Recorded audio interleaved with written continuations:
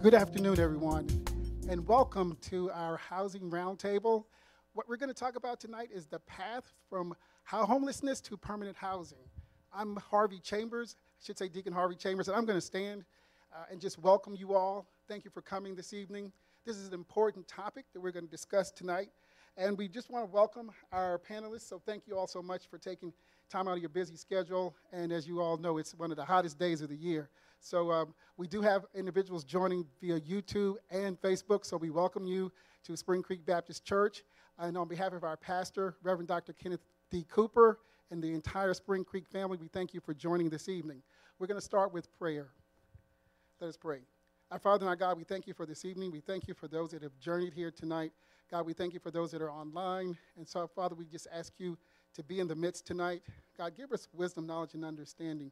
Father, help us now to hear what you are saying to us and then give us direction on what the next steps are.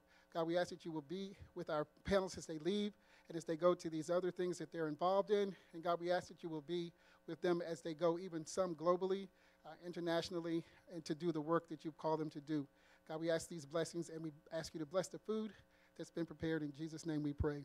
Amen.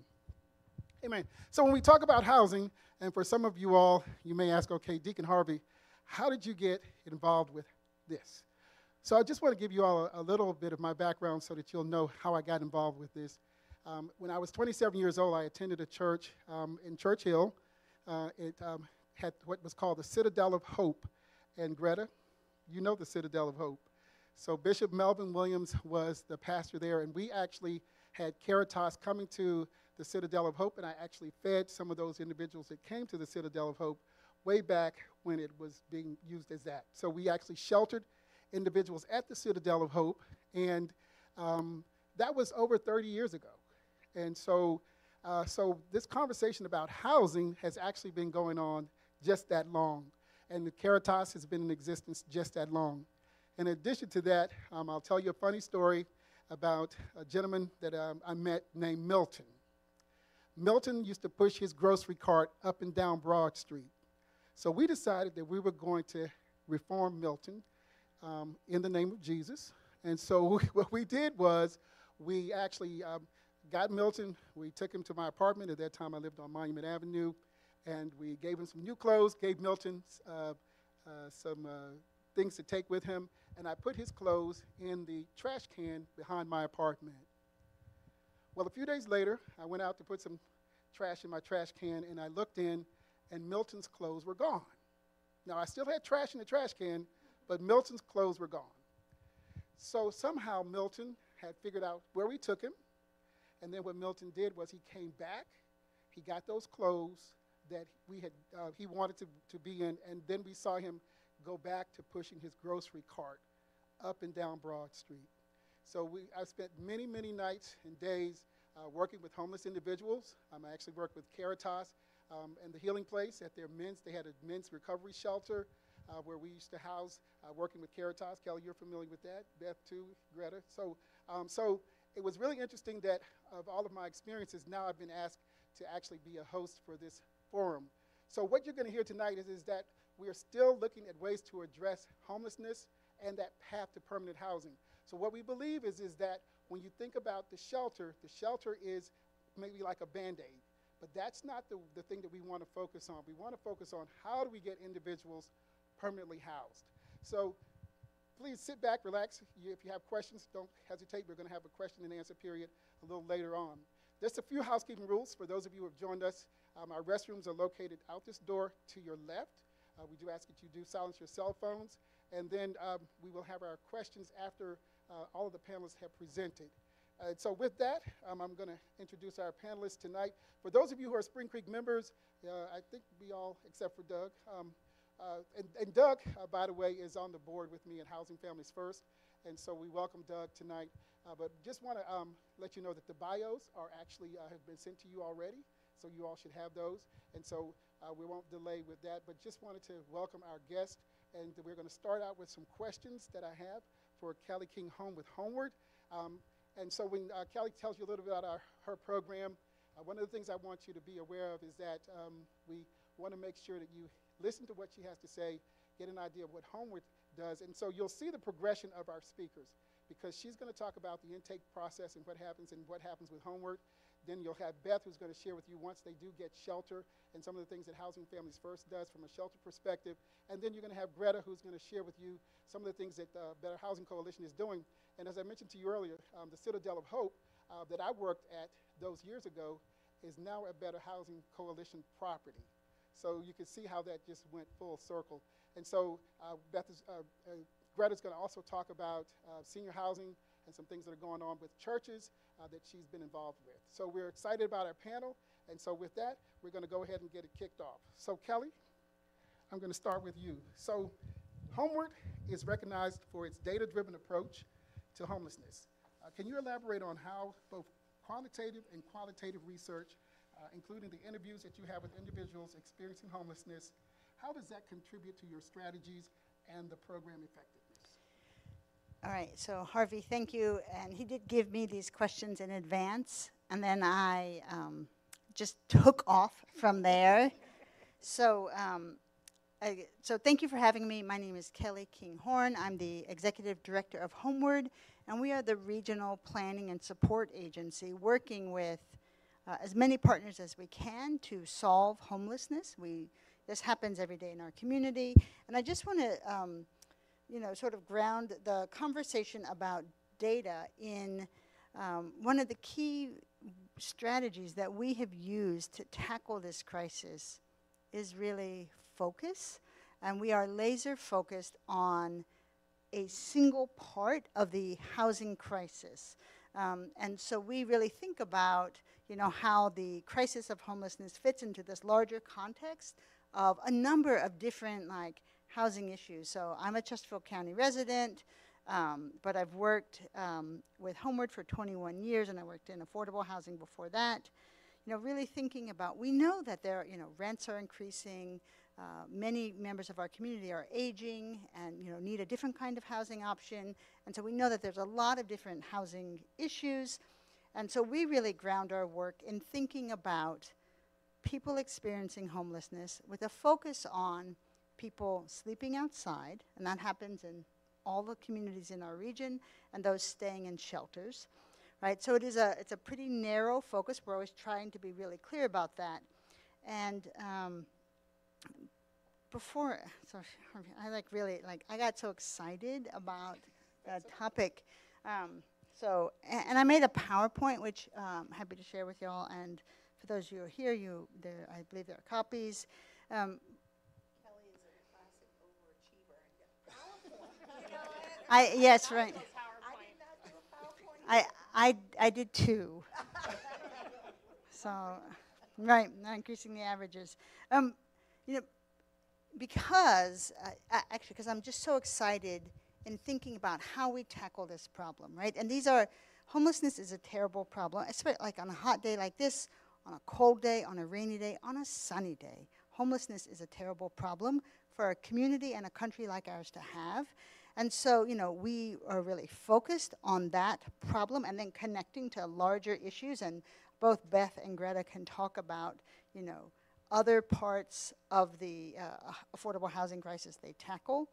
But we do it collaboratively, and that's what is so amazing and incredible about our region. When I started with Homeward in 2003 under Reggie Gordon, and I know some of you know Reggie, I would talk to people, you get to know someone, and they all said, oh yeah, I helped to start Homeward. And after the 10th one, I was like, really?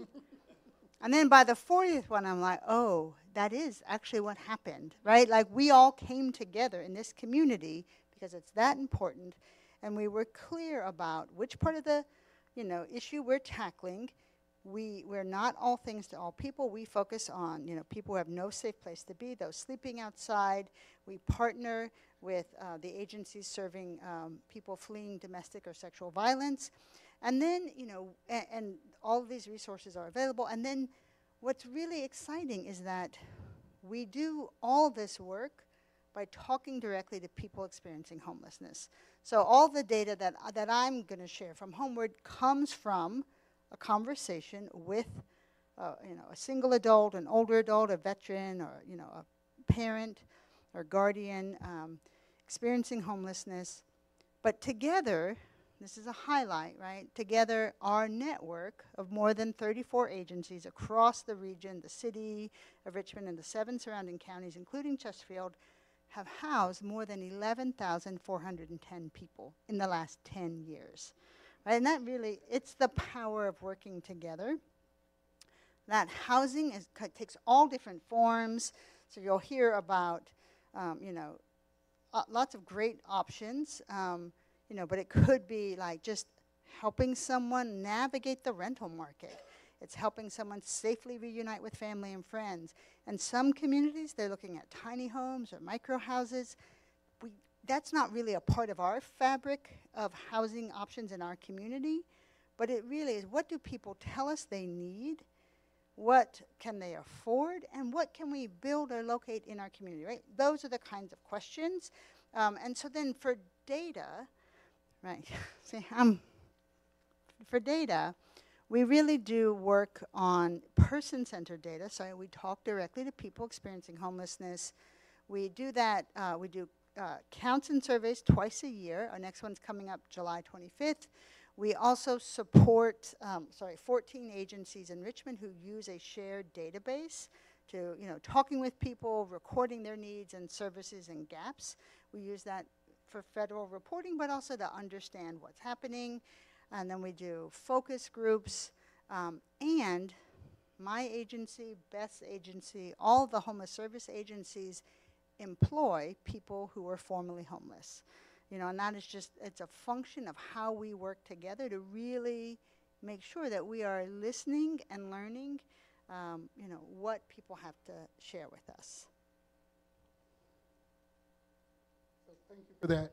So with Homeward coordinating these efforts among those partners that you talked about, what are some of the key challenges and successes that you're seeing with this collaboration and coordination with these organizations? Okay, so this is where I lost the thread. So I have 2 PowerPoints, but I did not actually follow Harvey's lead on all the questions. But I can answer that, of course. Now, Greta's going to have, you're putting her under the spotlight here because you're being an overachiever. No. So I think, the biggest challenge in homelessness, what we know locally and nationally, the main driver of homelessness is the inability to afford housing. 100%, right? And, I spent years as a baby executive director. I said, well, we know this percentage of people report, mental health or substance abuse or a history of incarceration. But 100% cannot afford housing. And what we've seen now, especially since the pandemic, is that there are national studies by the U.S. General Accountability Office, $100 increase in rent leads to an estimated 9% increase in rates of homelessness, right? So we're really beginning, people have lots of issues. We all have issues. Churches know people are broken, but most of us are in housing, and the difference is the housing. And so, the one challenge is we're working, with partners like Housing Families First, other partners specifically in the homeless network, other community partners. That's not something we can solve, and it is big and difficult and seems overwhelming.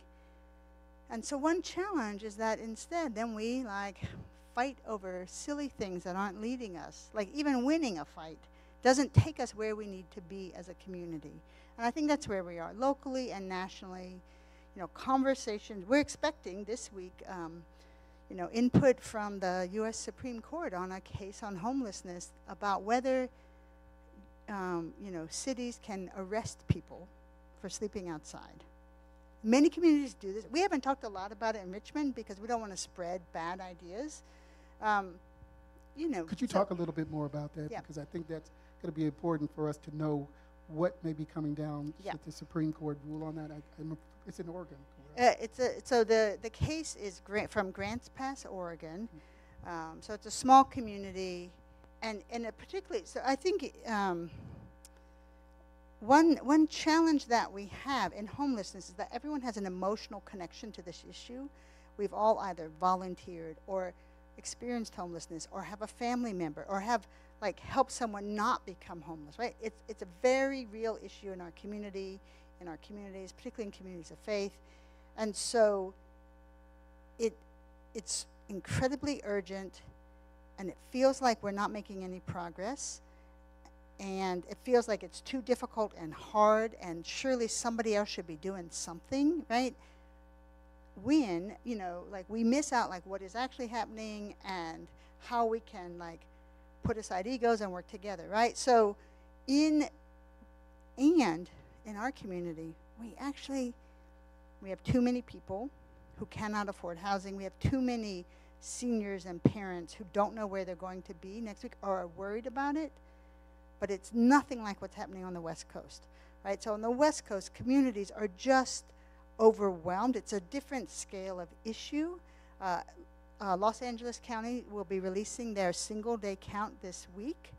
I don't think it's hit yet today, and it will be north of 70,000, I'm pretty sure, single-day count. People in LA County experiencing homelessness, the majority of whom are outside, like as we sit here today, right?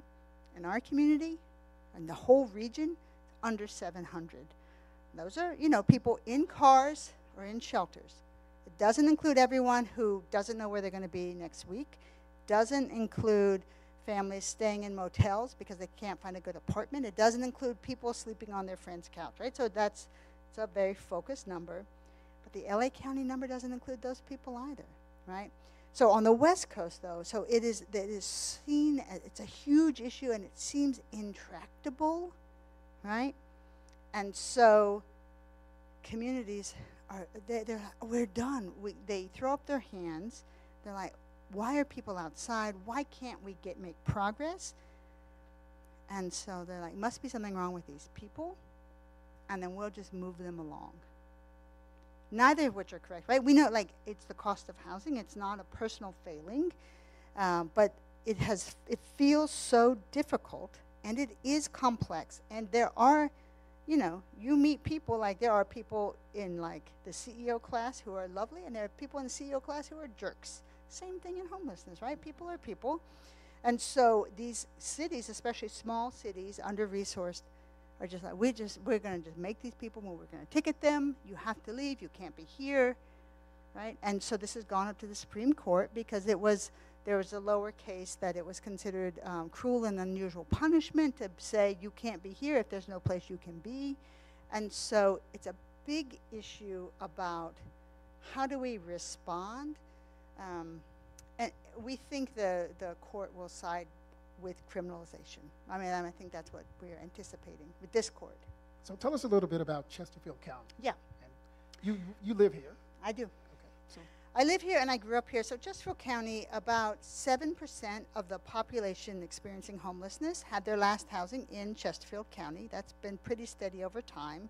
About 70% total had their last housing in our region. These are our neighbors.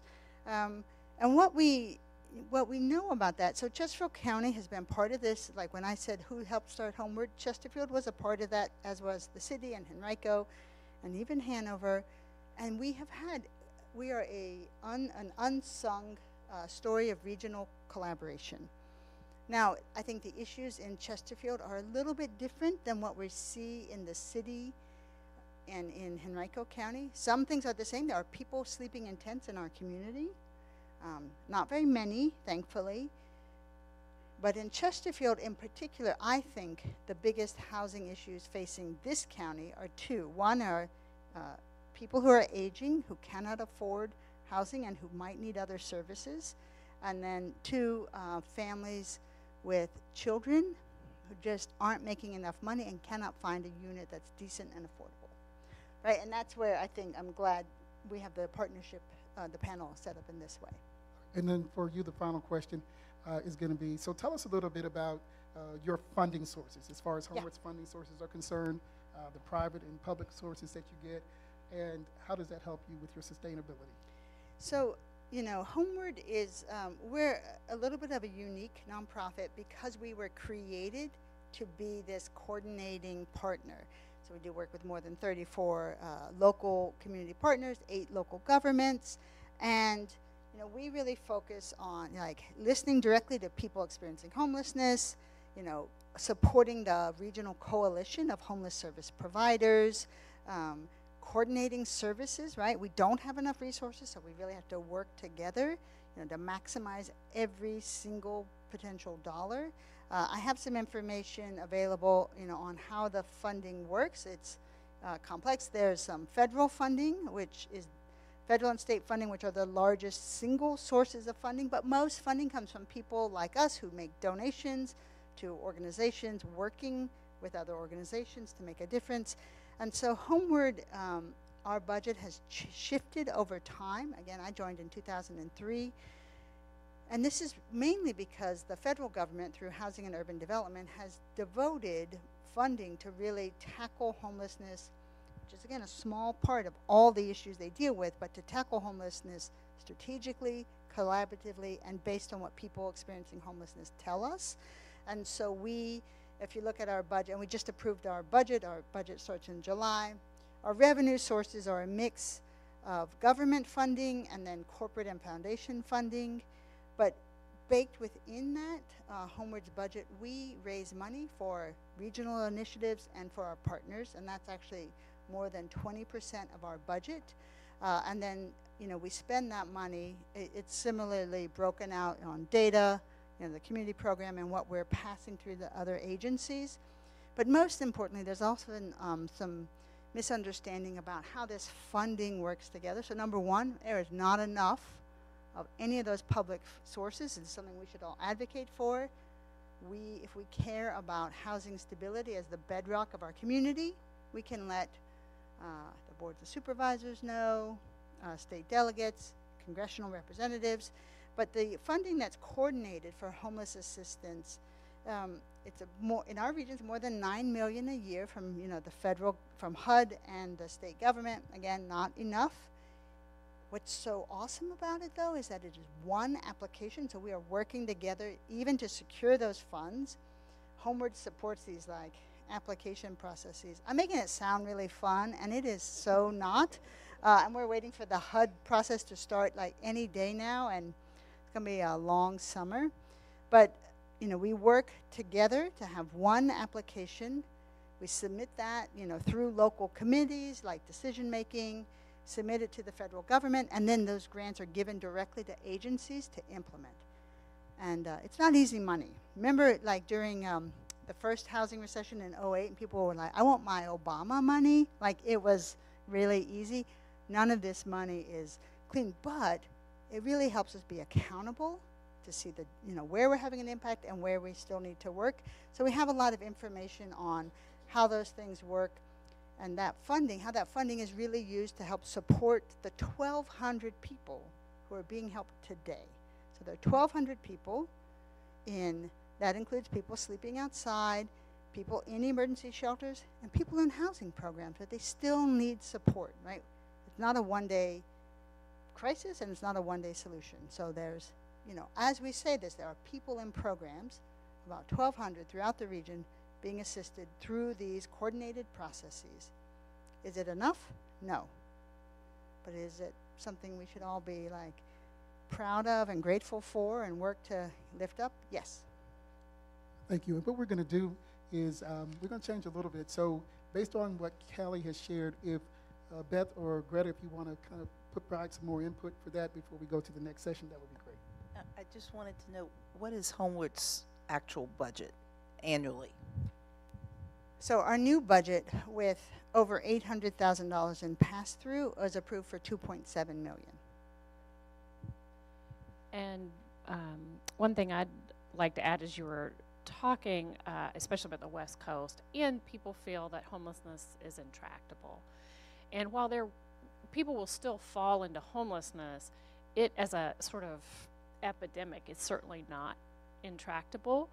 But part of the issue is, and Doug and Harvey and I and our board got to hear Dr. Joe Savage, who's the regional director for the U.S. Interagency Council on Homelessness. He spoke to our board, and he really hit it on the head. We've made a lot of progress in veteran homelessness. We're making some in youth. Why aren't we making it in others? He said, as a country, we still divide people in deserving and undeserving. And it's true. I have literally, with our then shelter manager, now program director or deputy director of programs. I've been walking out of the parking lot, and it works to solve an issue. Sometimes it's not emotionally satisfying. And I was walking with a mom who worked at McDonald's overnight. She did not get prioritized for an intervention because she wasn't as vulnerable as another family. And she's crying, and she said, this person is getting it for the 3rd time in this shelter, and I've never gotten it. And the reality is everybody's different, and some people need it 3 times, not because there's no accountability, but some people are just trying to time out till their little kids get in school and childcare isn't as much. You know, like it's like if you could just get them somewhere, it will work out. But it's not emotionally satisfying always. And to your point, when we don't solve it or we want to divide people in deserving and undeserving, then it's somebody's fault. You know, like instead of it being a systemic issue. So that's what I thought of when you were talking about the intractability issue. All right, Beth, we're going to let you go ahead. So now okay. we'll have Beth's portion. And so I tell you, we're going to deviate from these questions a little bit because I Harvey feel like always goes off script. He's been our board chair for 2 years, and I've learned that. Yeah, and I didn't share with you all, but yeah, I do chair the board for Housing Families First, and I'm ending my term. Our board This meeting week? last night, this week. But I think this is I want to make this so that we can really have a fluid conversation about Yeah. this. So at any time, if you feel like you want to inject something, just please do that. But I know, Beth, you're going to talk a little bit about the strategies that Housing Families First employs, and to let you know that Housing Families First does serve families here in the Chesterfield County area. And so I'm going to ask Beth to share a little bit about Housing Families First and the great work that they do. Based on, she's prepared the questions already, so I'll let you just take it from here. But no PowerPoint, so yeah. Thank you, Harvey and Dr. Cooper and Spring Creek Baptist Church for having me. My first official paid employment in homeless services, I used to volunteer with a recovery program for men that actually lived in my church building in DeKalb County, Georgia. But I was director of a place called Decatur Cooperative Ministry in Decatur, Georgia, which had HUD money and did all the things, but was started by congregations and had a lot of engagement by congregations. And so I did a lot of these forums and the role of the faith community in poverty and housing. And I've been at Housing Families First nearly 10 years now, and I'd forgotten until I got the chance to do this, how much I like this and how I used to do it. And I, don't do it as much, and I thank you for the opportunity. I want to start with our mission because I think it's key to everything we do.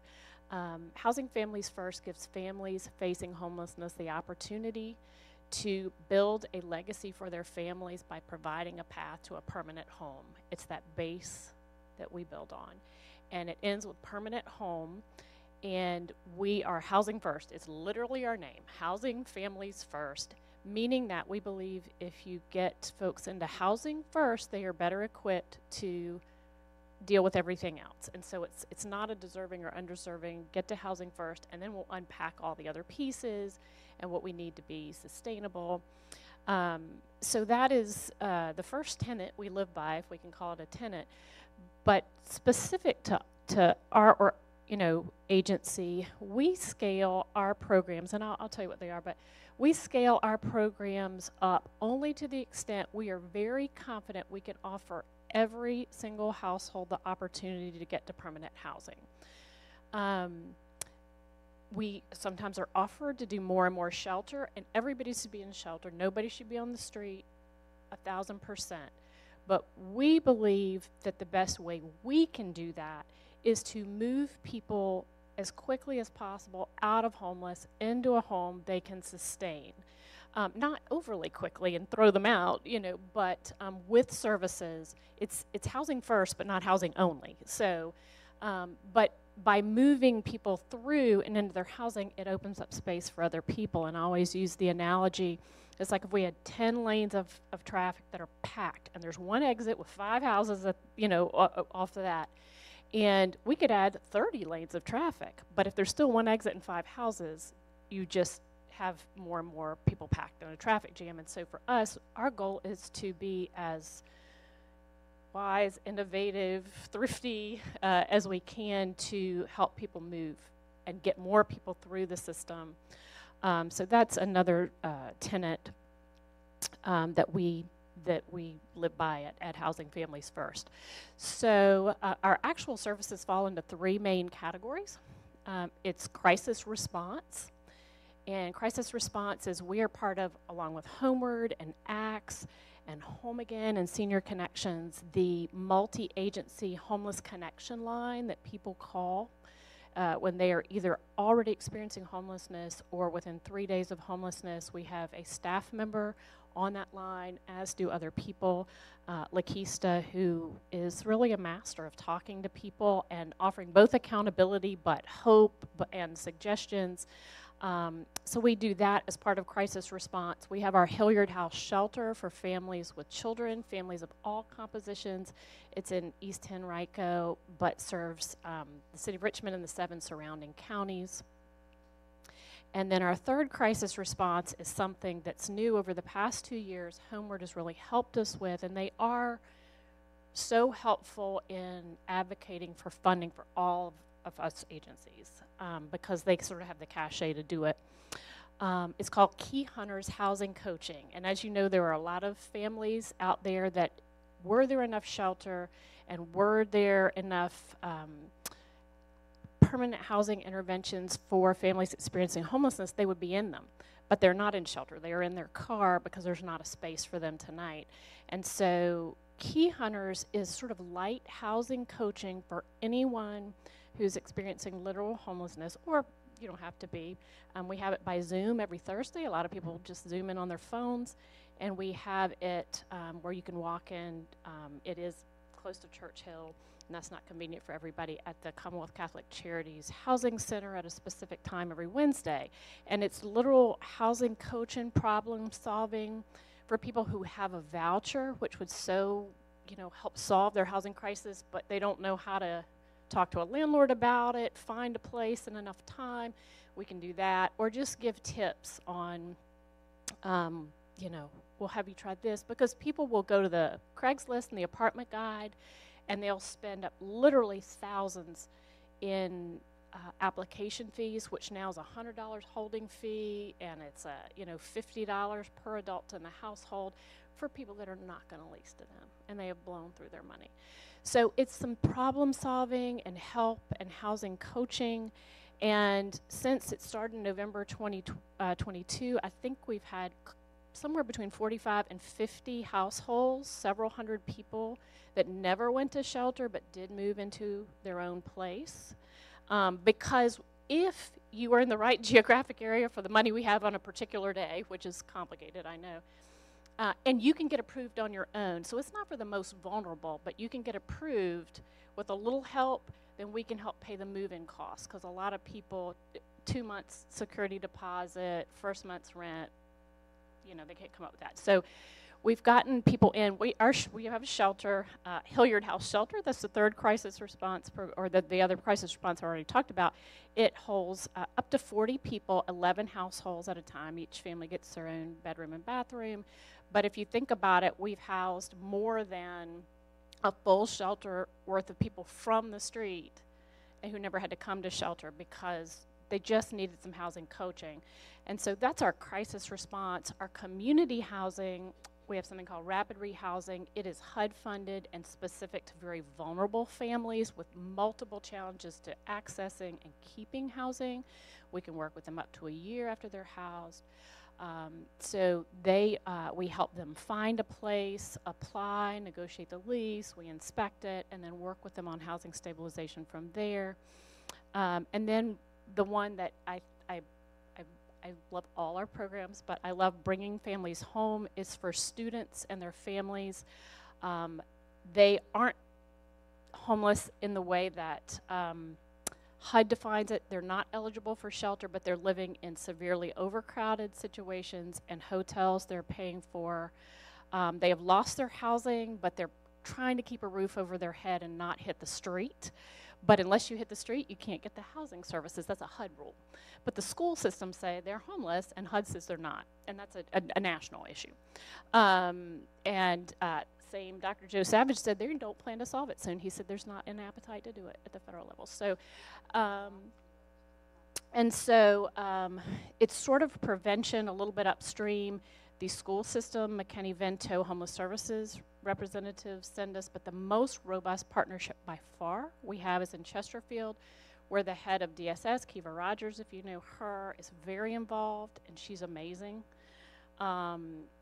Communities in schools, Chesterfield County Public Schools, and the Housing Resource Line, Partnership for Housing Affordability.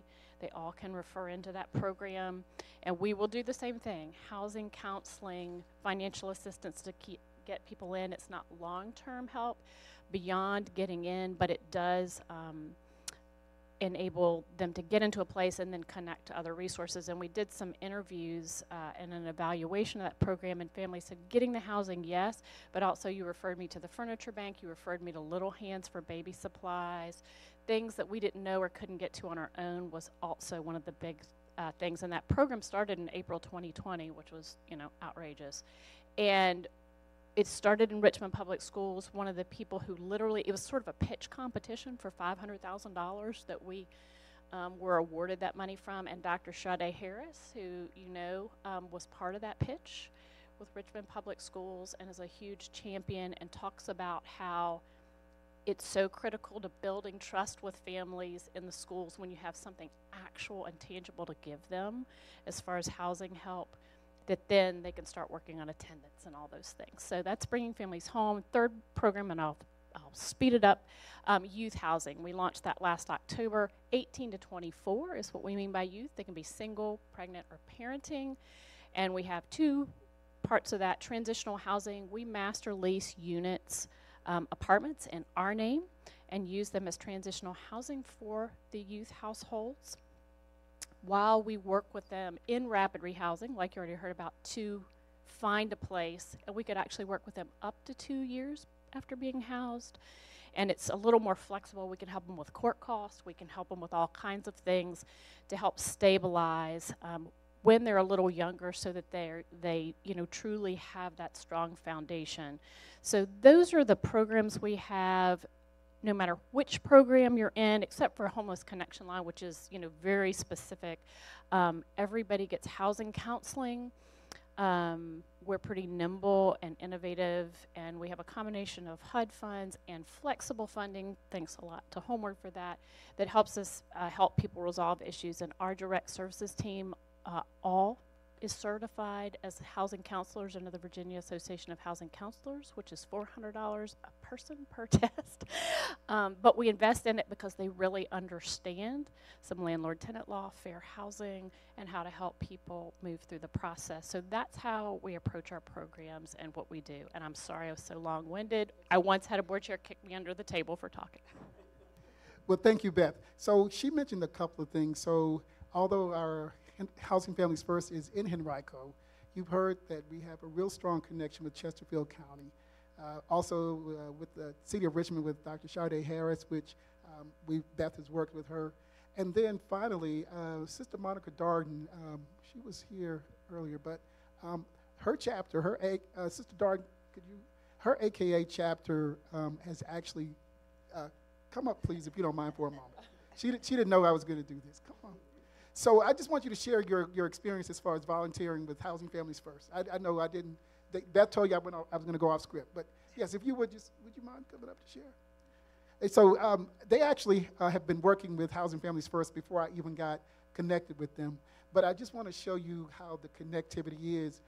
Sometimes we don't know exactly what's going on within our congregation. You could have told me this up front, but yes. So we do have, and we got a chance to talk when I arrived, but our chapter in Richmond, we called it a houselessness forum, because we were basically talking about how we could help the community and how we could give back. And mainly our focus was about the students in Richmond, because they seem to be the problem. They were talking, and you've heard it on the news, about how the students, all of the truancy rates, how they're going up, and all of these type things. So what's happening is students don't have anywhere to sleep at night, and so they can't get to school, and then the teachers can't follow up with the parents because they don't have an address and where they live. So we're trying to help from that perspective, helping the students find somewhere to go and connecting with those organizations that are helping with the houselessness crisis in Richmond. So we're focused in the Richmond area and focused from a student perspective and helping them any way that we can. So we've been doing donation drives, things like that, so that we can kind of help the students and help the teachers on the back end, because they're really just trying to help the students. But when you don't have an address or a phone number to call, it's very hard to kind of reach the students and help them to grow. Thank you. And so, so you can see again the connectivity. And so, our next presenter will be Greta. And Greta, I'll stick to your questions. Maybe. Because what I want to really share is that, so you've heard the homelessness piece, but now we're going to talk about the permanent housing piece. And this is really where you'll see Better Housing Coalition comes in. And so you offer a wide range of services aimed at supporting personal and community growth. Can you share with us some of your success stories and the measurable outcomes you had? And then also things that you may have been doing in the faith community with churches as well. Can I ask one question to Beth first? Can you share what your annual budget is? I just want to do a comparison so people can hear. It's like 2.83. Okay. Yep. Okay. So first of all, thank you so much for the invitation, and I'm sorry that I was late, but I had an excuse. One of my board members, Veronica, and I just left our quarterly board meeting at Better Housing Coalition, so I needed to get that done. And then it was a nice little drive to get over here. We were in Innsbruck, so. I do that drive every weekend. Okay, so happy to be here. Before I answer your question, I just wanted to give some context about how our organization is structured, which is related to, but very different from, the two ladies sitting to my right, who are friends. We try to collaborate, but there is almost a firewall between homelessness organizations and strategies and those of us who do affordable housing. It's crazy, but the solution in many cases to homelessness is service-enriched affordable housing. And that's what we try to do at Better Housing Coalition. And I will have to tell the truth because I'm in a sanctuary, and one of my board members is here, so she knows the numbers. So our annual budget is $29 million a year, of which we self-generate about 75% of that through our different business lines. And while we do mission work, we see ourselves as a mission-oriented business, and that's the way we operate. We have just shy of 1,900 quality rental units. We have 400 rental units in our development pipeline. Those actually serve about 2,900 low to very low income individuals over the years, and we're turning 36 years old this year. We've served over 22,000 individuals, honoring us by living in our communities. And we also do for sale housing to give people the opportunity to own a home and build wealth. We've developed and sold 300 homes, and we have about 150 in our pipeline right now. So our model is a little bit different, though we have collaborated with both of these organizations. So our goal is to help people to thrive by giving them a good quality place to call home. And we do that through creating quality, service-enriched housing that is affordable. It's not as affordable as it was, I don't know, definitely pre-COVID and 10 years ago. And our business model is such that we have 80 associates, and I have to pay them because they are doing the work. I have $70 million of mortgages on our rental communities that I have to pay every month to Virginia Housing, whether people pay rent or not.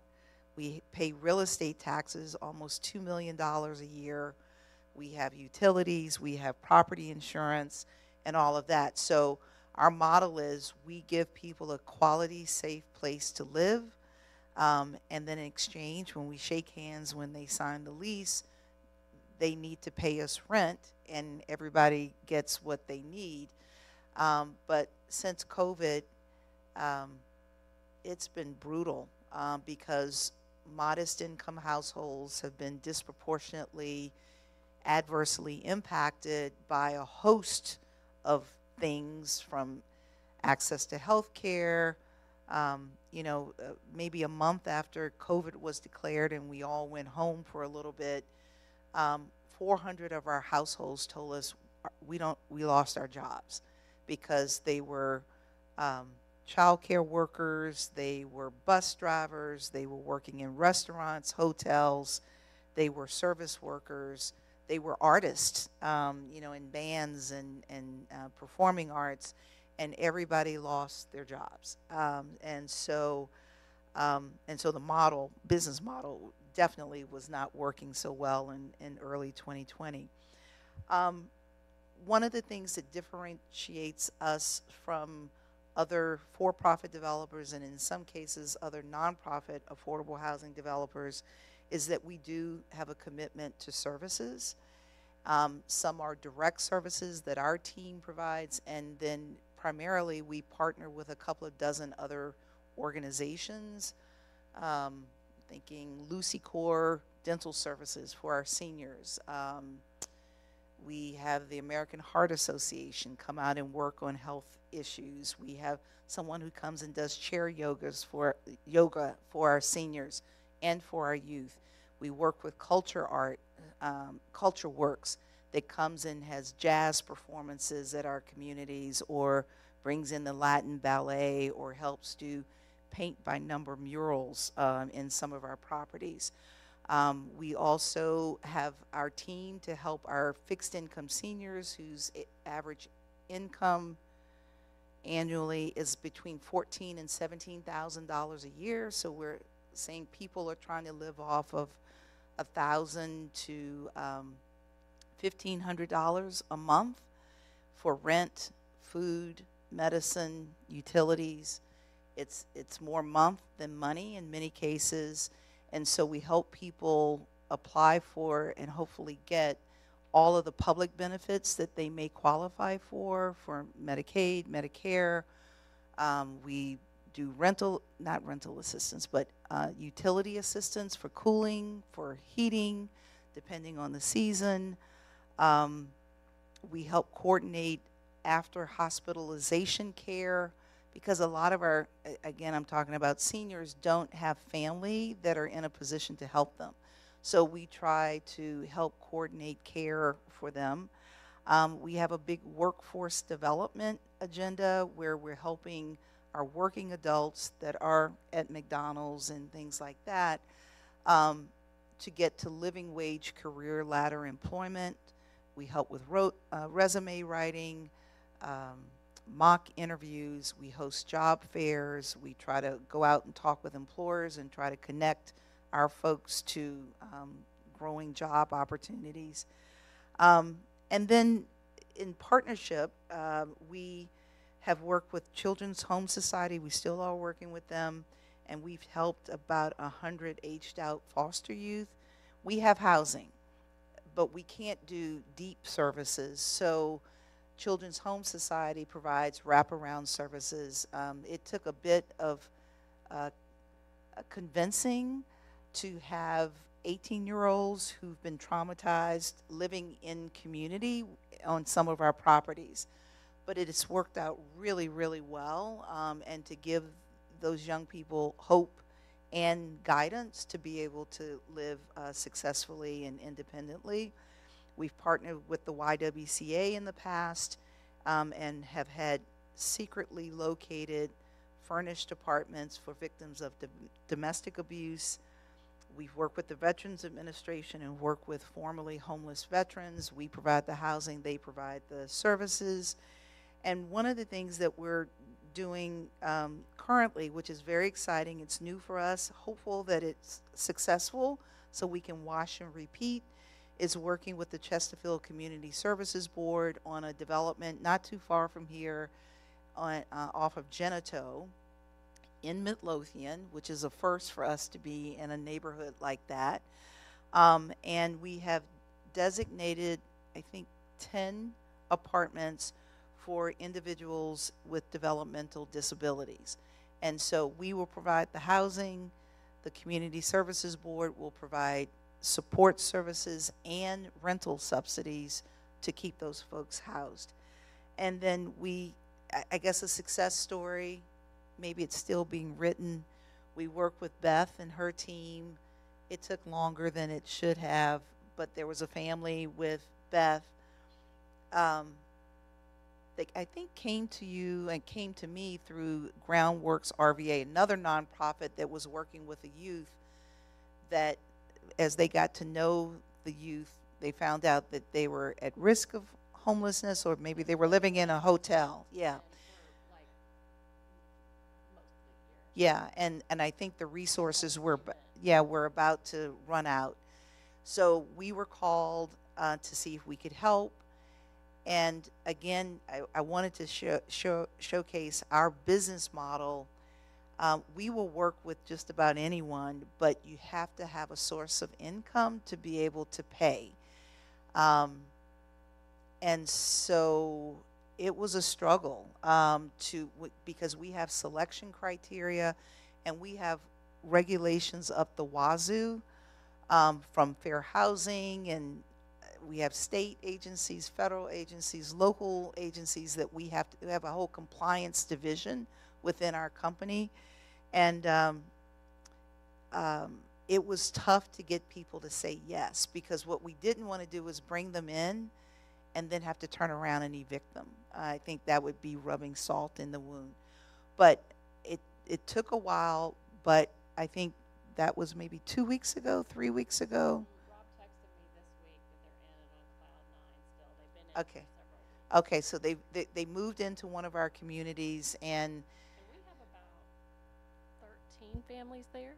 okay, At that community. okay. But a lot of them have vouchers, which gets sort of you have a sustainability of income there that this family didn't. But And so before the state law changed, we were one of the few affordable housing landlords that would accept vouchers, and happily so. So we have former public housing residents, we have people with just housing choice vouchers, tenant protection vouchers. I mean, we take just about anything, but there needs to be a source of income. So when we talk about less than 1,200, well, roughly around 1,200 people that need permanent supportive housing, it sounds like a solvable problem, but if people don't have resources attached to them, it's very difficult for an organization who is like ours, who is willing to be able to do it and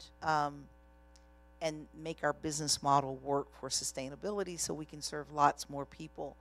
One other quick success story, we had a young single mom with a son who, when COVID hit, and she lives in one of our Church Hill properties, didn't have child care. So she had to give up her job to take care of her son. She didn't have a support system. And so we worked with her, updated her resume, mock interviews. We had heard, our workforce coordinator had heard about, then it was very new, remote jobs. And we all know how to do that now. And so she had the interview, got the job, and was able to have a full-time employment, making more money, but being able to do it from home and be able to take care of her son. So there are lots of those that we could go over, but there are many more people who need help, and collectively we aren't doing enough to serve more people. So tell us about your, oh, go ahead, Beth. I think will reinforce, I hope, what you're saying is, you think about with housing and what rents are and all, sort of you tend to target, I think, your rents to a certain range within the area median income. So what, like yours would be 40 to 60? Yeah, 40 to 60, and if you have a voucher, we've gone down to 10%. Much down, yeah, because that is going to fill the gap. We work with, except for in that student program, if people are living in hotels, they can afford rent. They can't necessarily afford the deposits and all that kind of stuff. The people who work with in our shelter program and our rapid rehousing program have to be under 30% of the area median income, and there is no way for Greta to build and maintain properties with rents of 30%. So they have to be subsidized, period. And so it's multifaceted like everything else. You need deeply, deeply affordable housing. People need higher wages. People need affordable child care to go work for their higher wages. You know, it's a lot of pieces to put together because there's no way to build a really great quality property and maintain it for people to have affordable rent when they make 30% of the area median income. But that's what we're charged with doing all the time. I will pester them to death, asking them to do things that they don't really do, meaning help people that it's not really in their business model, and occasionally it works out because people get more income. And really the person, Rob Jones from Groundworks, that trains youth in like green, sustainable careers, he said this youth is a star. He is going to change the world, but he cannot do it if his family not get out of this. And that's why he was advocating, and we got involved. And then he's calling Greta, and I'm calling Greta. And then I'm calling Greta's staff, and he's calling them back. But it eventually did work. But it's trying to put jump the firewall. That's really hard. They have to have properties that are maintained and support their cost. And we've got to find something for people making 30% of the AMI. And that's the big challenge. That makes it all the harder. And as rents have gone up, now our folks at 30% are competing with people way up the chain that can't buy houses too. So Greta, are you doing something with the church in Petersburg? Are you? Yeah, we just left one of our other board members, Reverend Robert Diggs, who's the pastor at Tabernacle Baptist Church off of Halifax Avenue or Street in Petersburg. And he's a force to be reckoned with, and and so his church is very vibrant and very active in the community. And many years ago, he started buying up adjacent parcels of land and assembled some, and then I don't want to sound negative, but he accosted my predecessor at a housing conference and said, "I want you to do something in Petersburg," and then TK went down to visit with him and started buying up more land, and we assembled enough parcels to have acreage to do a senior housing development that is literally adjacent to the church's fellowship hall that has a lot of services. So our seniors literally just have to walk across the parking lot, and they get to participate in all that the church ministries that are going on there. Plus, we have some limited services that happen within that facility. That's a success story. And then, yes, we did buy Citadel of Hope. Years after you were working there, it was 20 years it had been vacant, and my board and staff thought we were crazy to buy it. We had to have a hazmat company come and clean it out. There was bio waste everywhere. And the roof had fallen in, and yet now it's 50 beautiful apartments in an area that's gentrifying. We had an opportunity in Short Pump with Christ Episcopal Church, who had 14 acres. The church desperately needed money, but they had this land. And they came to us. They wanted to do something that would be mission-oriented for them, but also generate revenue. So we crafted a partnership. We were going to lease the land from them, and we were going to do 200 senior developments, affordable off of Pontefract Road, which there is a great need for senior affordable housing. Yes, but you know, the affordability. And so we spent 6 months with the board of supervisor making sure that he was good. And he said, as long as it's not family housing, if it's senior housing, I'm with you. And then we had to do a rezoning, and we spent $100,000 with architects, engineers, market studies, all of this to make sure it was real. And when we went out to the community, which we have to do that with every development, 400 people came out against the development and said that they're always the same complaints. Our property values, and these were $750,000 and up homes, our property values are going to plummet. We fear for the safety of our children with those rabid seniors.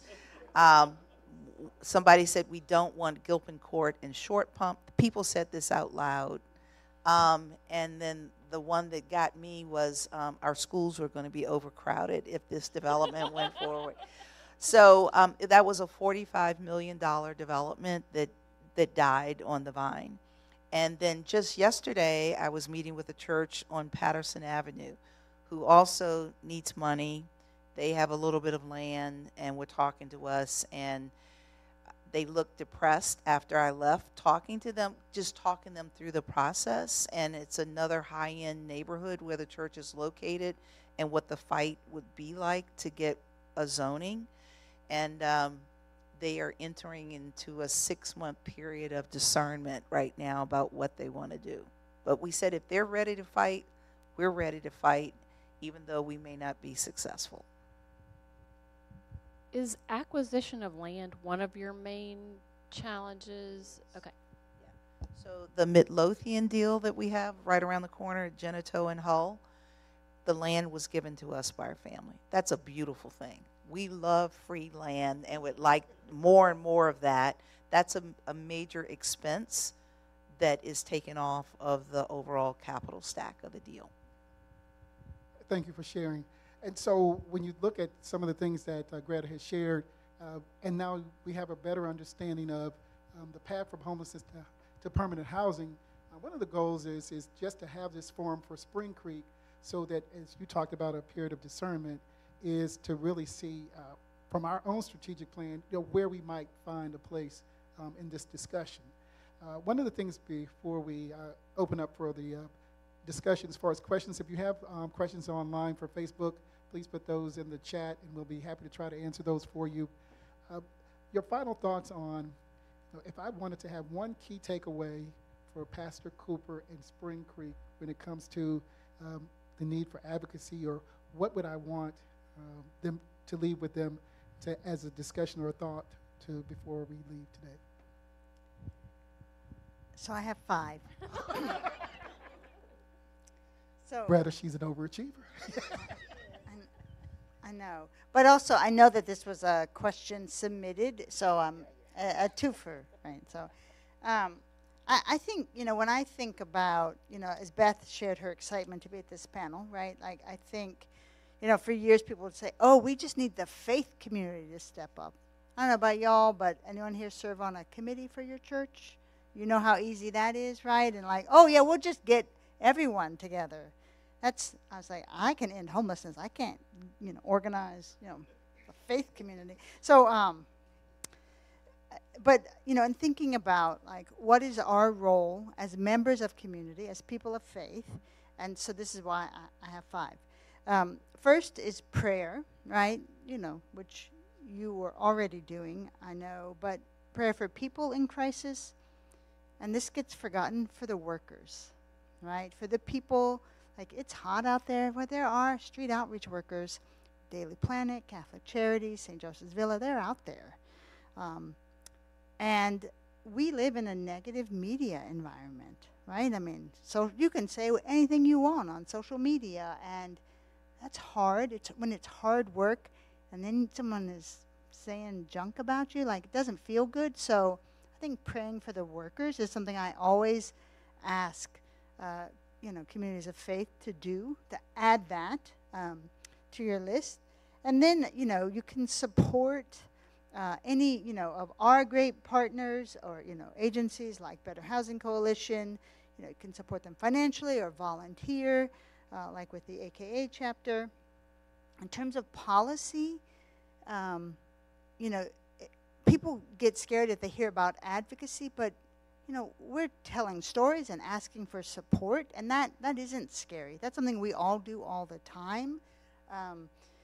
So thinking about investing in proven local programs, I think if you're a Chesterfield County resident, there'd be those opportunities, or whichever locality you live in, at the local level, state, or federal. And in my resources, I have links of the agencies that we work with that give us those bigger pictures.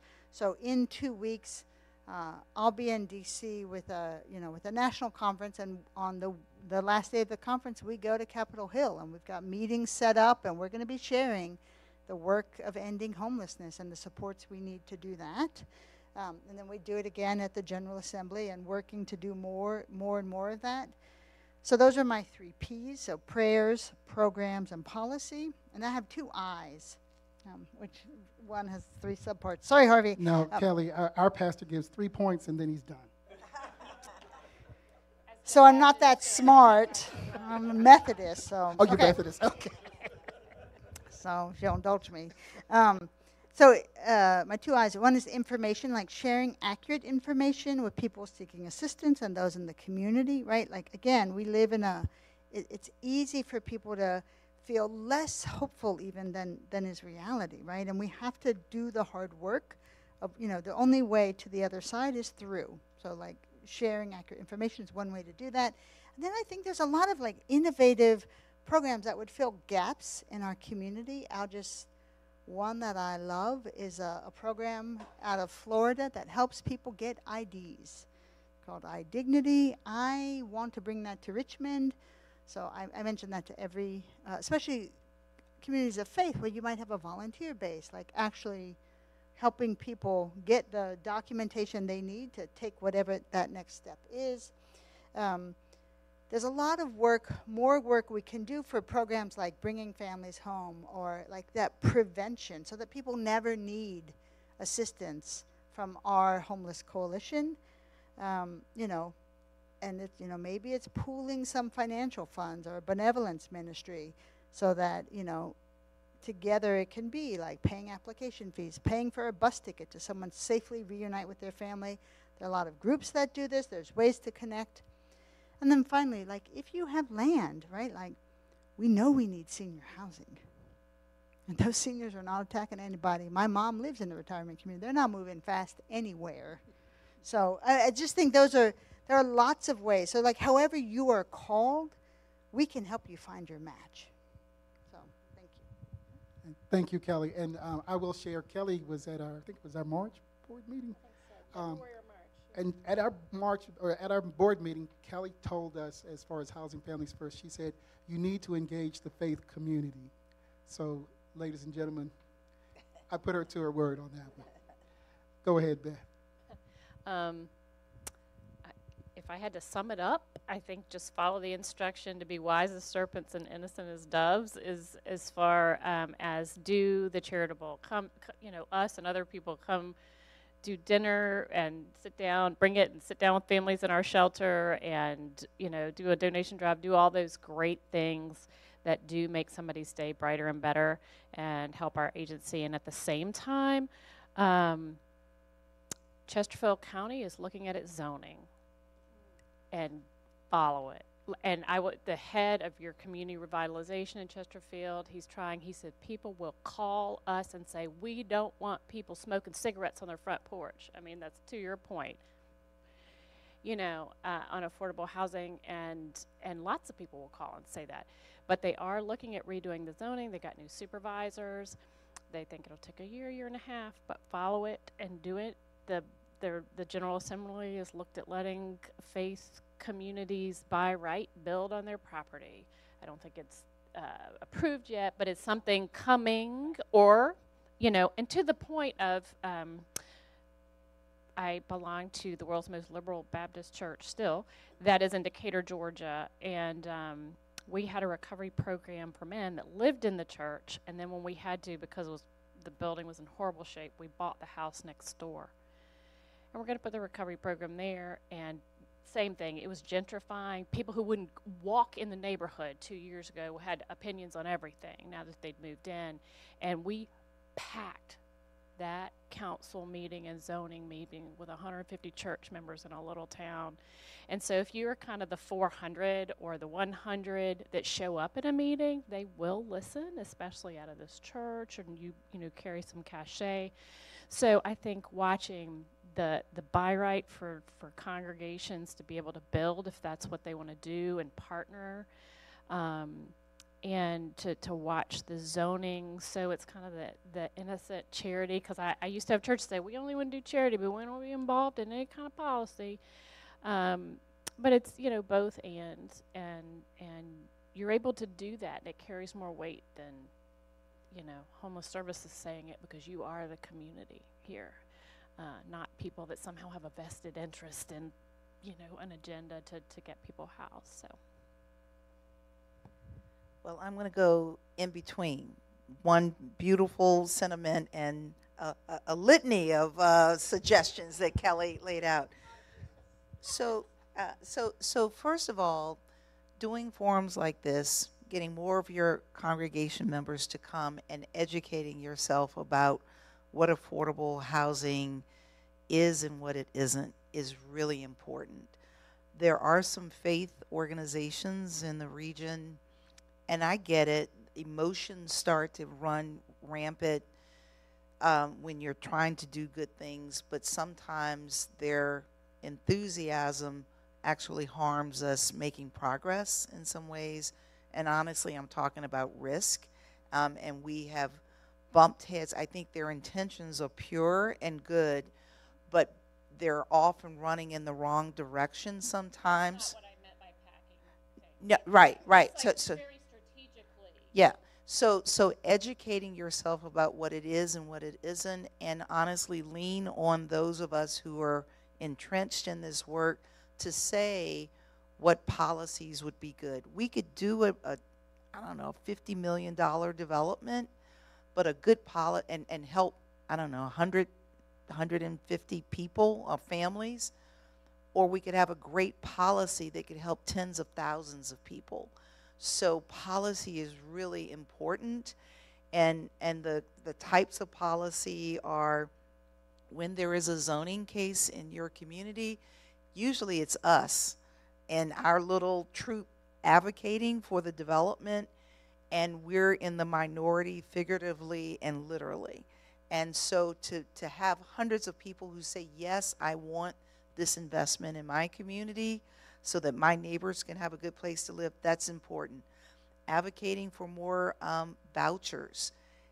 There's bipartisan legislation in DC for more vouchers, more housing tax credits, and even more money for affordable housing. We have people on both sides of the aisle.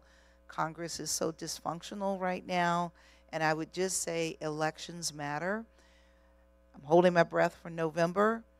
And then earlier this week, I was at a fundraiser for Abigail Spanberger, and I'm hopeful she will be our next governor. I hope that certain individuals hold both houses here so we can get work done, because Virginia is anemic in the amount of money that it's investing in the continuum of housing solutions. As an example, DC puts out $100 million a year, just little DC, I think 600,000 people. The Commonwealth of Virginia is doing $75 million for the entire state. Florida, who I don't like on a lot of different levels on the policy front, $1 billion for affordable and workforce housing. So just to give you context. So advocacy, education and advocacy. I'll reiterate. Okay, no. That was just an explanation of advocacy. Second one is land. Man, that is very helpful. So land is good. And the last thing is money for services. People are hurting right now. They're just hurting. And I think that goes along the entire continuum. Even the folks who are safely housed in our properties are on the edge economically, mentally. They're one car breakdown, one kid getting sick away from being in crisis. And it's more than our organization was structured to deal with, and so, or anyone to deal with. And so we need to figure out ways to have resources for services that make all the difference for people to be successful. Thank you so much. We appreciate that from our panel. So we do have some questions that have been submitted. So Kelly, I'm going to let you go ahead and tackle those for us.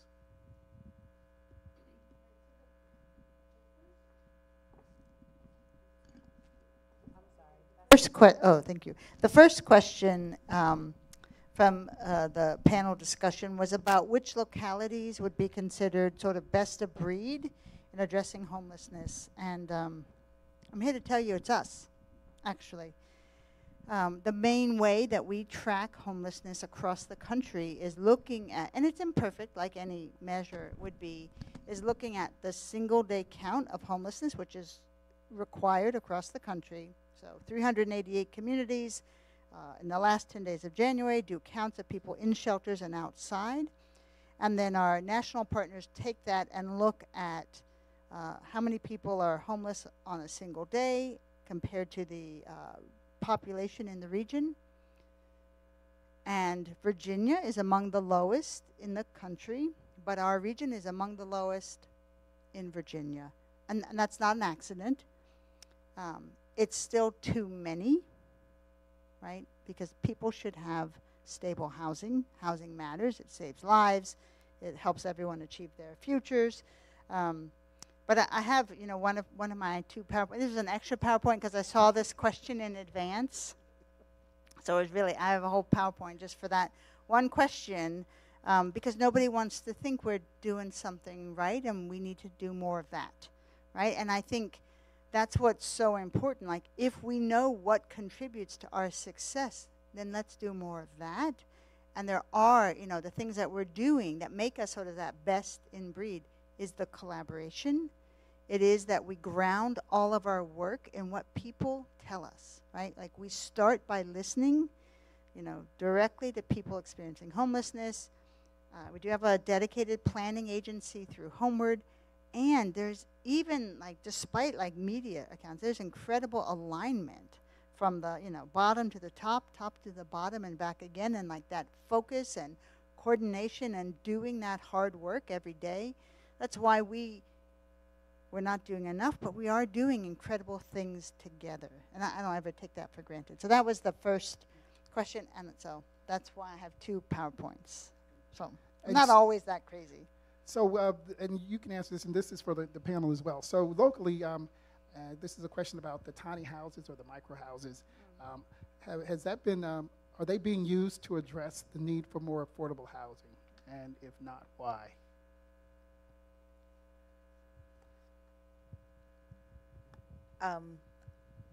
We belong to a couple of national affordable housing groups, and there are groups mainly on the West Coast that are doing tiny houses because of the scale of the problem there. I personally am not an advocate for tiny homes.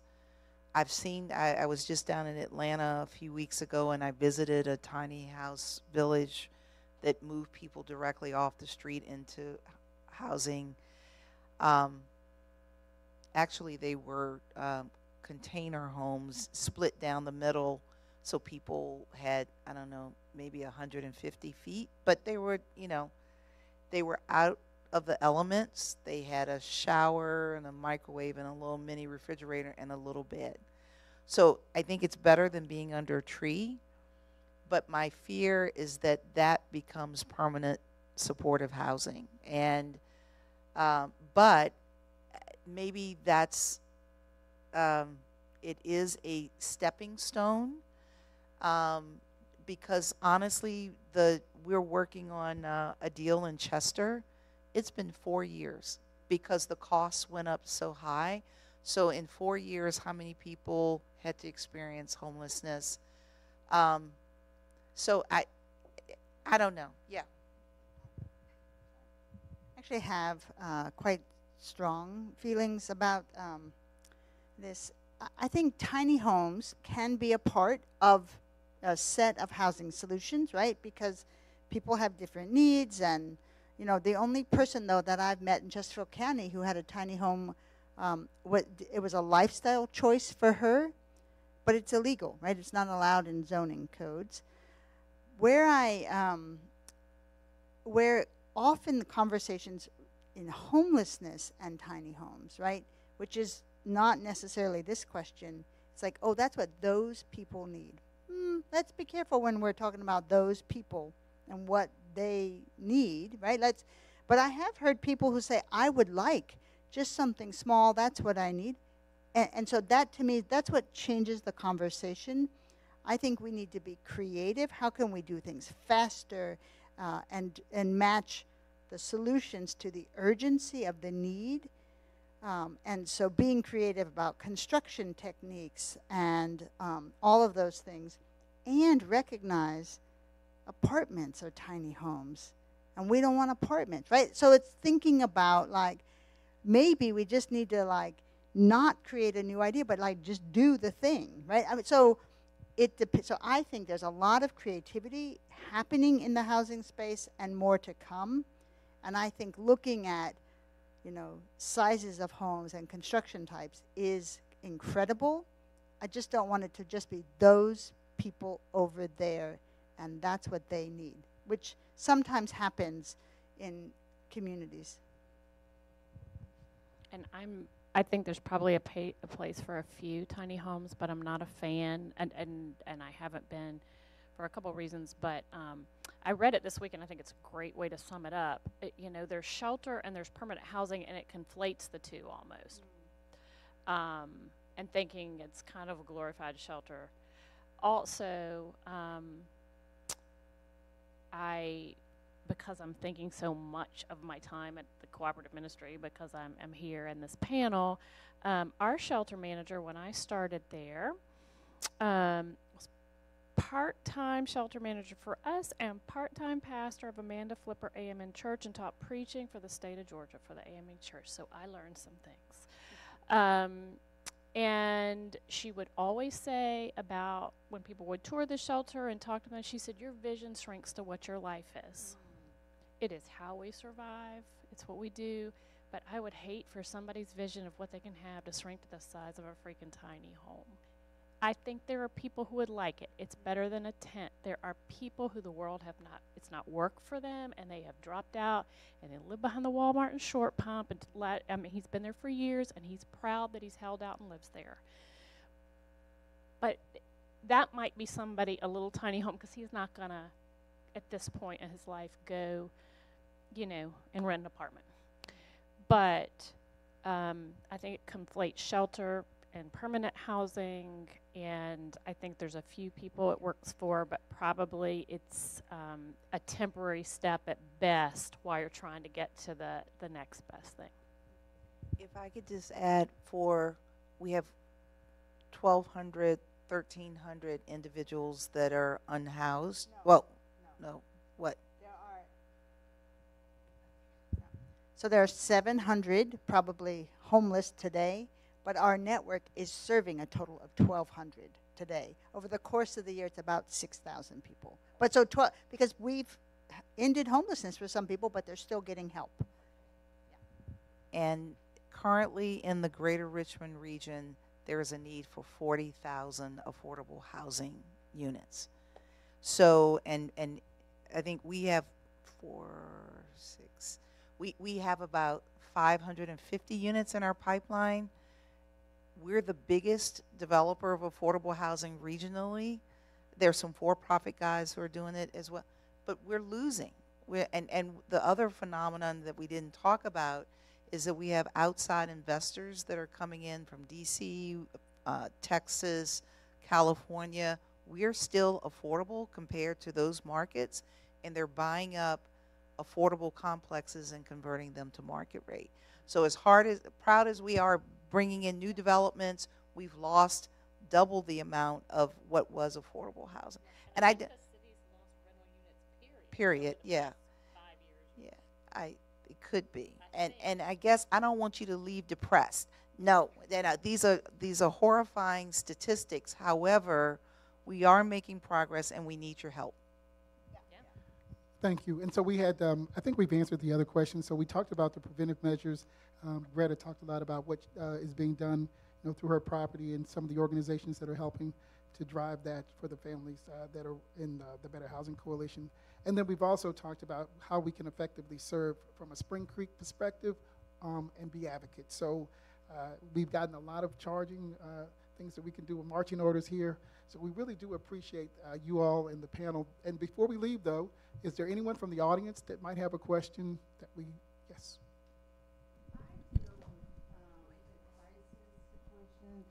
Oh, I'm sorry. I deal with crisis situations like basically every day. Okay, and I have found that a lot of the apartments that used to be subsidized, they are no longer subsidized. And I've also found that some of these people have jobs. They have jobs, but they run into that making 3 times the rent. So that cuts them out of, getting an apartment. So there's, I think, a lot more homelessness in the community. Well, basically, I work in Richmond, but then, really meets the eye. Well, and so I would agree with you that I'm always really clear. When I'm talking about homelessness, I'm talking a very specific, it's a subset of the population, and you're describing another part, which is also a crisis. The fact that there is not the affordable housing stock, or people are staying in hotels because there is not an apartment where they can, sign the lease, right? Because we have seen, the pandemic was terrible for all of us in different ways, and it was terrible for renters. It was also terrible for landlords, and now we're seeing, some backlash where some smaller landlords are just like, I'm out. I'm going to sell my house. It's a hot market, and that's it. That's a unit offline. Or the increase in rents, or someone finishes their lease, and they're like, okay, the next lease starts $400 more per month. The outside investors that Greta talked about. So there is absolutely a bigger, I would say there are multiple bigger crises. And to me, what they all have in common is that we have been dancing around for years, like housing stability is the one thing that makes everything else we're doing more likely to be successful.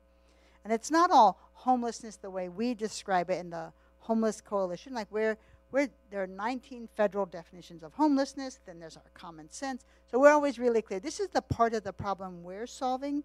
You can join us in that part, or you could do the next problem, or the next problem, or the next problem. No one will get bored. We have work to do together, but just being really clear, because it's complex, and the money is so difficult, and the politics are so difficult, let's be clear about which part are we tackling so that we know if we make a difference.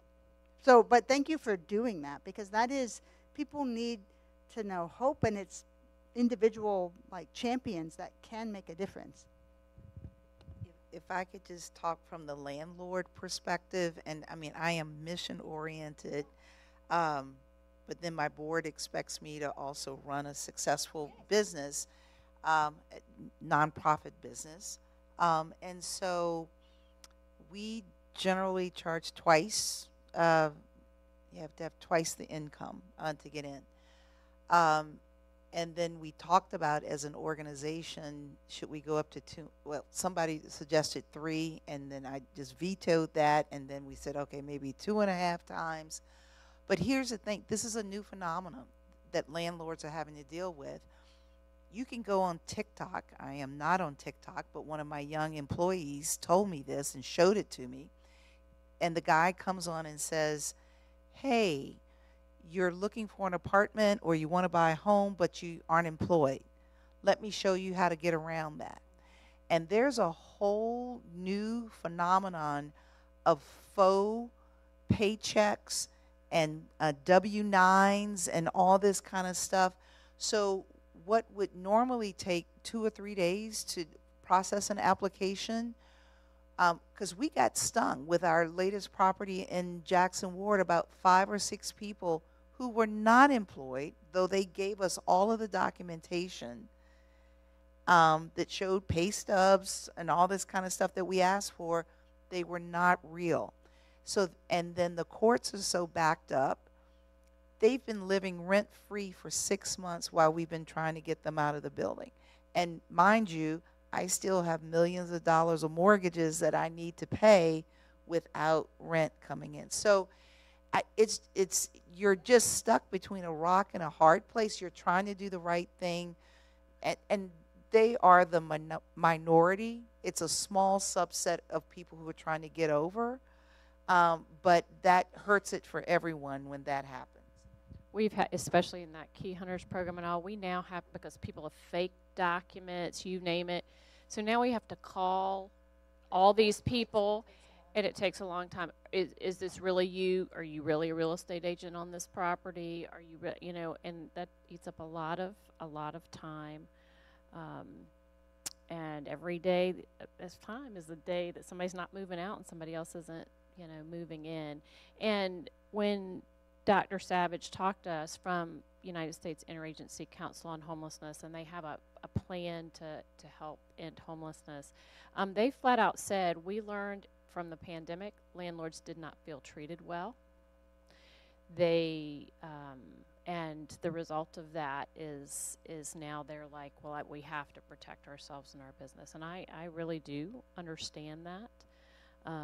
We will have people come to us now with $20,000 in back rent, and nobody will take them, and we either pay it or they don't get housed.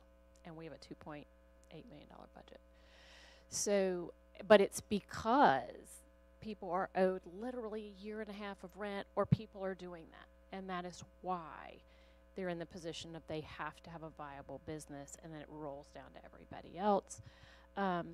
But to the point that it is hope, you know, on all, it is, you know, we know the world's crazy, but our little selves, we work with about 675 people a year. It'll be about 205, 208 families this year.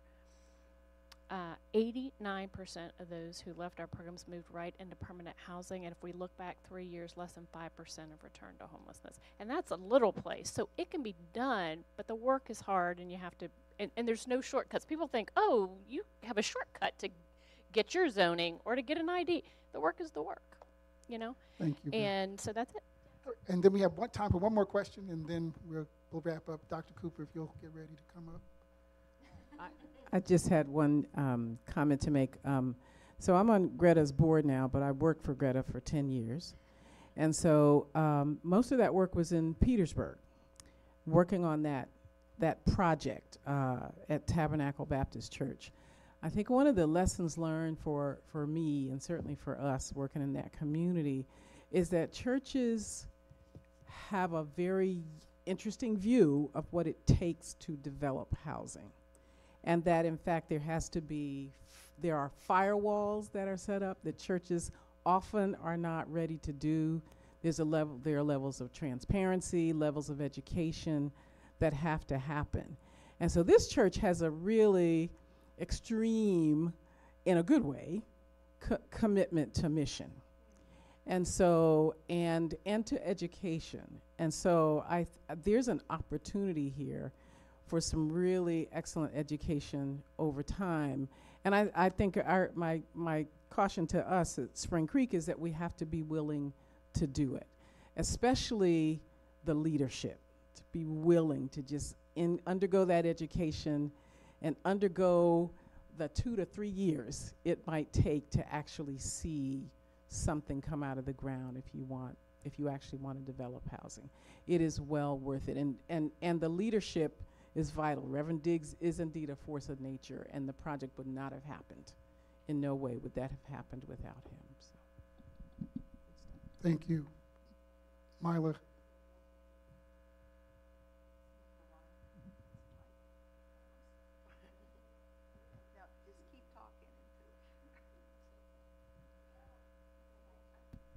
Good? Okay, one quick question. Zoning. Talking about zoning. Do you have data points or a quick sheet or something that we could share with, I know, a group here that could get started on some letter writing or when they see Board of Supervisors, what should they be saying? I think Greta would know the most about that by far. So most zoning is really project specific. And so we can certainly, well, we've gotten our zoning for all of the different projects we have going on, but if we have more, we would love to have more advocates to show up. And I think the localities, I know Richmond is going through it. Is Chesterfield going through a rezoning? Yeah. Looking at their zoning. Yeah. I heard the head of community revitalization say it last week. Okay. So I think as the local jurisdictions, because it is a local thing, are looking to revisit zoning and include more density and by right zoning, this is a great time for the faith community to jump in and get in there. And the last thing I would say, for sort of following up on Veronica's statement, if faith communities are really wanting to get into affordable housing, you have to be willing to share in the rewards, and that's what everybody focuses on. But there's a lot of risks associated with doing this development, because we're talking multi-million dollars, and it goes both ways. So, but it's a good thing to do. It's a good thing to do. I have one last question, if y'all don't mind. We've said a lot of really awesome things and a lot of important things, and for those who may be tuning in or will we pass this along, what are the very fundamental ways that we can get started if you know nothing about this work or nothing about your organizations before today? What are a couple ways that we can begin to introduce ourselves to this? So I'll start. We are working on updating a QR code that will link to all of the agencies in the Homeless Services Network, like taking you directly to the volunteer page of all of our partner agencies. So I'll share that. But the Homeward website, we have a website, the endhomelessnessrva.org, that has some information. You can sign up for newsletters. We have trainings. We want to develop a training for how to get engaged in zoning conversations. So signing up for some of those newsletters would be a good way to get started. And again, starting at Homeward, we're going to share, here's our ecosystem, because each of us may be called in a slightly specific way, and so finding how you connect is a way to do that. And so there's some links on the information that we have that we'd be happy for you to share. So I think it's looking at some of the agencies doing it and then starting to partner and then see what is left to be done. And for us, we aren't around the corner from here, but we serve this area. We'd love people to come tour, because I think it really does snap some things into focus. When they see, they're always like, this isn't what we thought the shelter would look like. See that. But also we have things like evening supper program. You bring dinner. We have up to 40 people, but usually about 25 people are going to come through dinner. You can sit down and eat with families. We might have one family and everybody else is working late that night, or you might have 5 families. But if you want to see how national policy and local policy play out in people's lives, come serve dinner and eat and talk to people. So we love tours. We love people to come and just meet and talk to real families with us, and the families love it. So that's a great start for us. Little different take. So there are publications like Shelter Force. You can Google that. They do great articles around the continuum of housing needs across the country.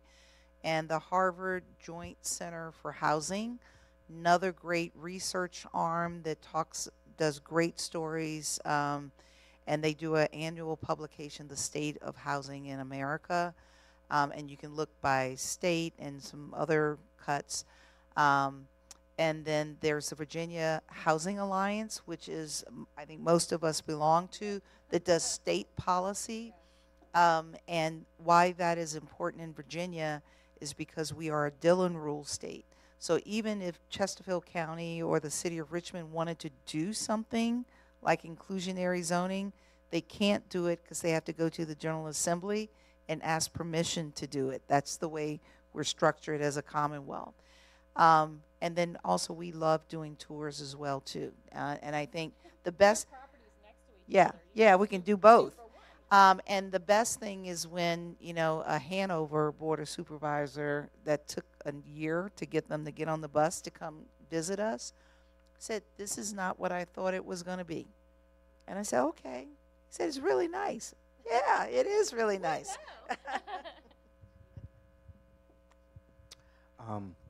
Kelly, Beth, and Greta, thank you for your faithfulness, your commitment, your compassion for the work that you do. It's kind of hard to sit here and listen and not have a sense of joy, but also a sense of sadness. And I just saw last night and the other night before Inside Out 2. It's a cartoon, right? It's a cartoon thing. Right? I don't have any kids, but one of the scenes was joy telling sadness. We go together everywhere we go, right?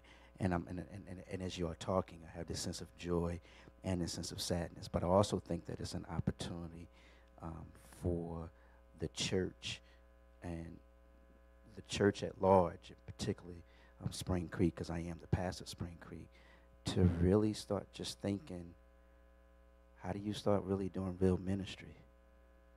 Practical ministry, right? Ministry that really speaks to, from my Bible, Jesus' commission, right? And how do you really deal with that? And that's going to be on my mind it might be some round tables. It might be me asking for appointment to sit down and talk and really just start thinking creatively how you can make a difference as a church when it comes to particular homelessness. Okay. And I will be looking forward to it. So in all of that, so I am very much thankful, and I just heard two things, tours. So I think one of the things that we can do here at Spring Creek is start creating a buzz to do tours on a regular basis, right? Because I do think presence, understanding, seeing it gives you a different understanding to see how the Lord is going to lead us. Our theme for this year is a woke church. So we're just trying to be a little woke and learn what's going on, that we can take action to it based upon our 5-year theme, which is pursuing the greater. So those are the things that we're trying to do now. This is just one step of it. I'm sure that there's folk online, and it's also my hope that the next one we'll have another one. The house will be packed. I got to think about that also, right? And I know we may hear this often, but I'm serious when I say this. I now know how to better pray for you, right? Because you're carrying a heavy load, right? And you need some people to be praying for you. So we will be doing that part. I think we have presents or gifts.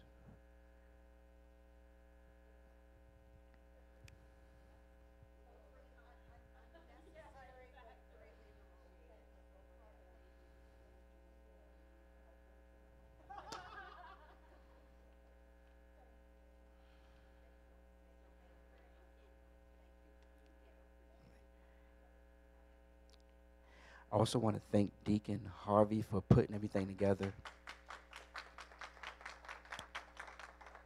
And then we do want to give one more applause for our panelists.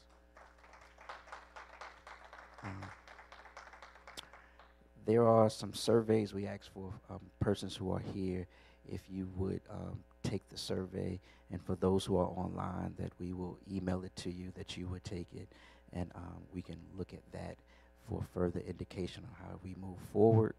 There are some snacks in the back that you can take home. Please don't leave any. Take some home or whatever you want to do, and maybe we have a few more minutes to fellowship and ask questions. And to say that I now know how to better pray for you and not pray for you now would be ridiculous, right?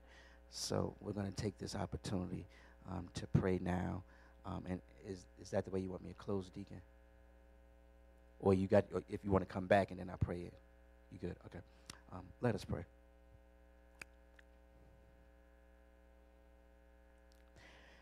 Most gracious, most heavenly Father, again, we still give you glory, we still give you honor, and we still give you praise. We thank you, Lord and Father, for the work of Kelly, Beth, Greta, and their organizations. We thank you, Lord and Father, for keeping them in the midnight hours when they are up thinking about different ways that they can make a difference. But we also know and we pray and we believe that you can send gifts from many places and that you can open up doors, that you can change hearts where policies can be changed. Your hand can do much. So we ask that your hand would care for them and their families. We ask that your hand would care for the organizations. And then we ask and we pray that you would send them who they need.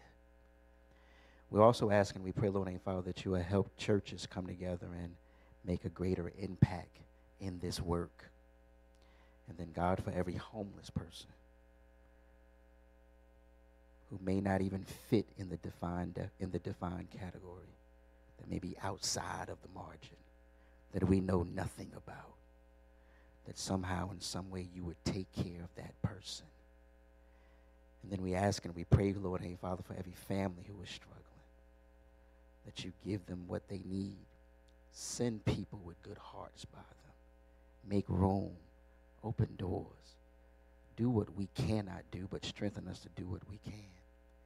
And then, God, we ask and we pray that for those who can get houses, Lord, hey, Father, that you, again, you're known for 2 fish and 5 loaves to feed a multitude. So, God, we're not asking you to do something that you can't do. We're just leaning on you to do it.